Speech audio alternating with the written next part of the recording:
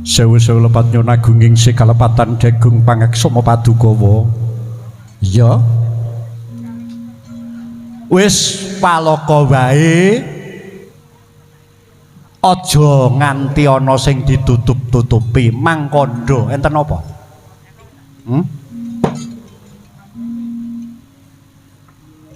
Upami toh kula pun Gatotkaca badhe duka yayah sinipi mongko nyatanipun menika inggih pepundhen kula nanging upami toh kula menika namung mendel kewala ngginakaken aji kesabaran menika mangke nggih tiwas-tuwas mboten wonten ajinipun gesang kula. Nah, niki bener niki bener. Wong sabar darana nrima diololo kuwi nek biyen niku pancen utama. Ning nek sakniki sampean doli sabar ae nek ajine awak sampean. Ora teges kula niki ajeng ngobong-obong ten karep sampean. Mboten. Ning soa wonten tiyang gesang niki ingkang luput. Mongko anggenipun ngemutaken menika kedah mawi srana tandang kridane raga niku wonten.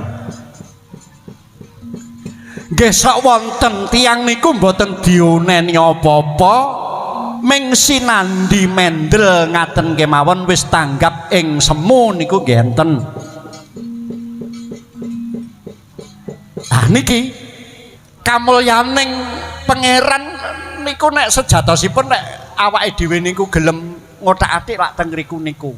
Jagat sak menten jembare wong mayuta-yuta niki triliunan niki mboten enten. Sing atine niku padha niku mboten enten. Nggih niku keagungane pangeran nek rupa kathah sing padha ning nek penemu niki sok benten-benten. Mpun malih kok kalih tiyang lintu jenenge bojo niku lho turune tunggal saamben niku pikirane mon mboten padha kok. Niku ambak nek dahar iki dulang-dulangan atine ora padha sing putri ki bingung le mikirke ekonomiku sesuk piye apa sing tak thokke sing lanang sing dipikirke gendakane ini sak pirang-pirang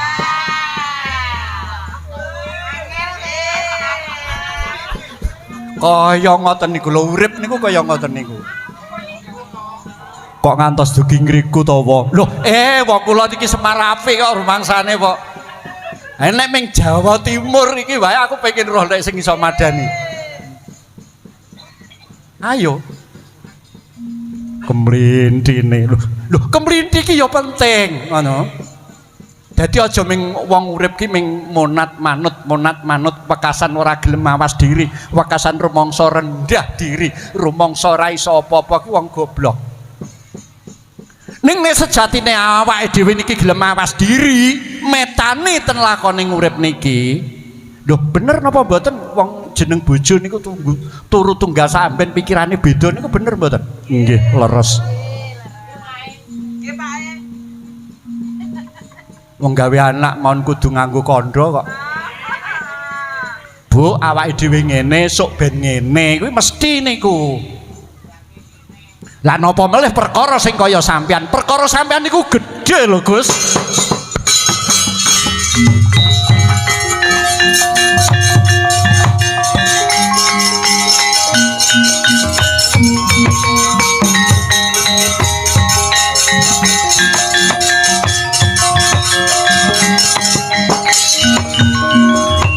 Irikata sanggarya Gatotkaca ginon mapakareka suta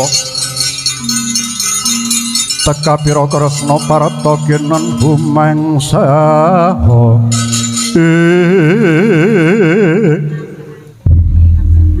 ngapunten Ndrantarja niki ndelok nek pedundak bendudu niki arep omong sampean. Nggih.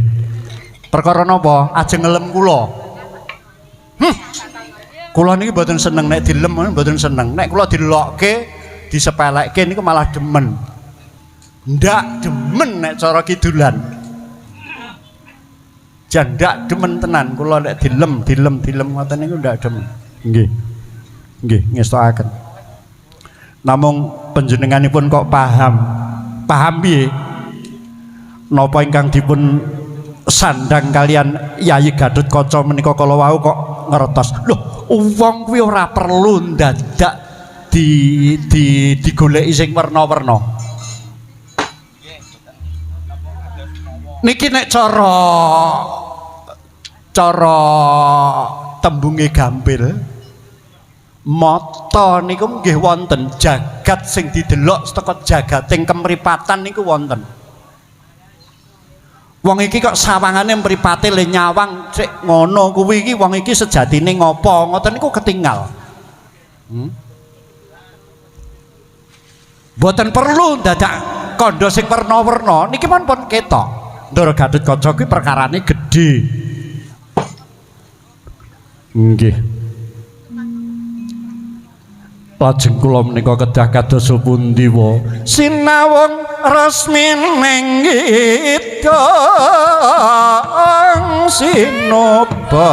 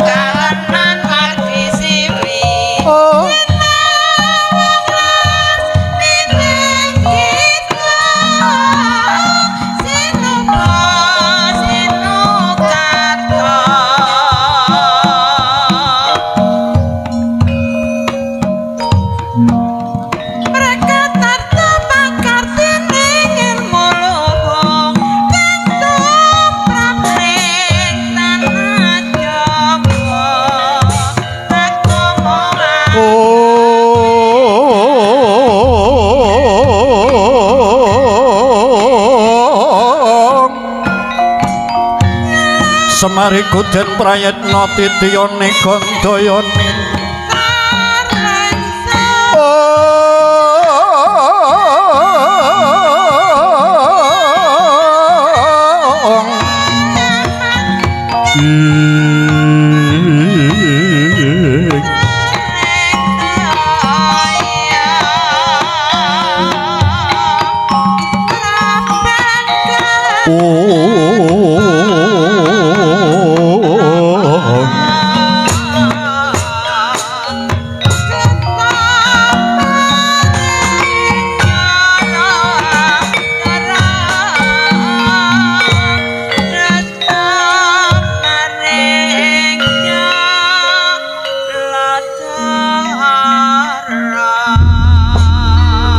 Panjerah kang puspitwarum kasiliring sami ronombre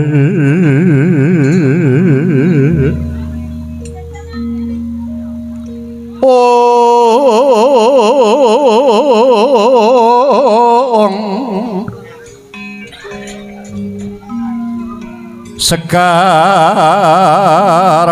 kadung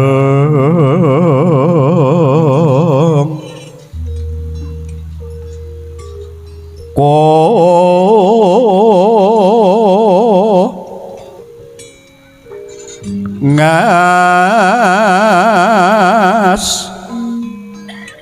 gandanyo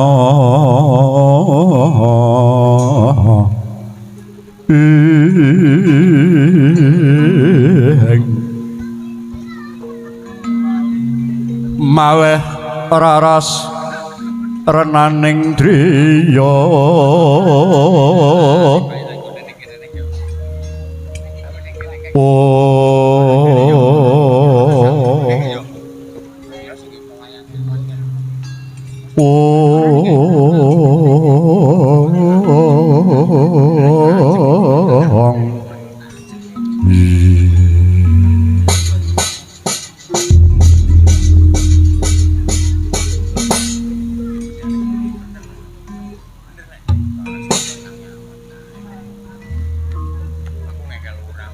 Satriya kok nangis. Sampeyan niku satriya. Satriya niki siji aja sok sambat. Loro luweh-luweh ngetokke luh. Tiba ning Bantala niku dadi lemah sangar.